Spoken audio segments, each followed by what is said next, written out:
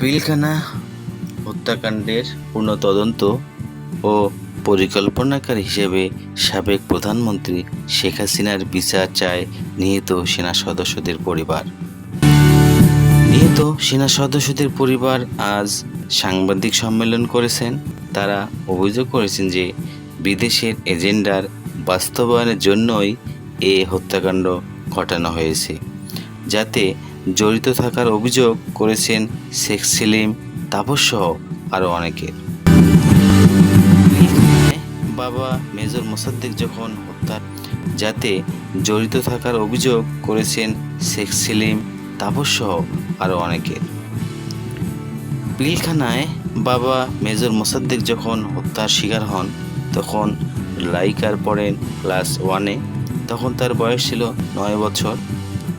ভয়াবহ এই ঘটনার কিছুই বুঝতেন না সেই ছোট্ট লাইকা, কিন্তু গত 15 বছরে একটু একটু করে যখন জানতে পারে যে কি ঘটেছিল তার বাবার ভাগ্যে।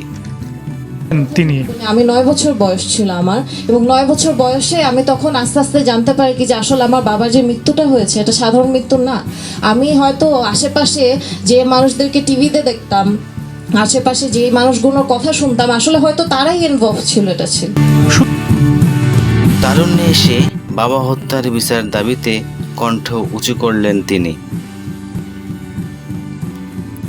শুধু লাইকাই নয়, ওই দিন হত্যাকাণ্ডের শিকার 57 সেনা কর্মকর্তার পরিবারও একই দাবি।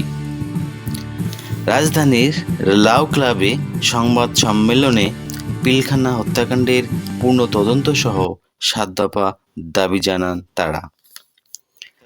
অভিযোগ তদন্ত সহ 7 দফা দাবি জানান তারা অভিযোগ করেন এই ঘটনার তারা মন গড়া তদন্ত করেছিল শেখ হাসিনা সরকার, অথচ পুরো হত্যাকাণ্ডের মূল পরিকল্পনাকারী খোদ শেখ হাসিনা। সহযোগিতায় ছিলেন শেখ সেলিম, তাপসরা।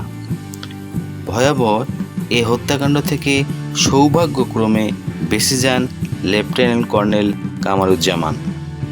দিলেন সেই দিনের লোমহর্ষক বর্ণনা, শুনুন। এসে ডিজিকে প্রথমেই গুলি করে, 2টা গুলি বুকে লাগার সাথে সাথেই ডিজি কিন্তু ডান দিকে হেলে পড়ে যান।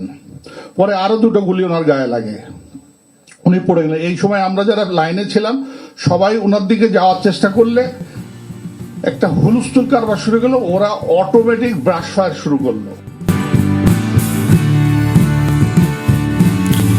হত্যাকাণ্ডের নতুনভাবে তদন্ত করে বিচারের দাবি করেন নিহত পরিবারের স্বজনরা। আমিনুল ইসলাম বুলবুল, ইবনাত ইউটিউব।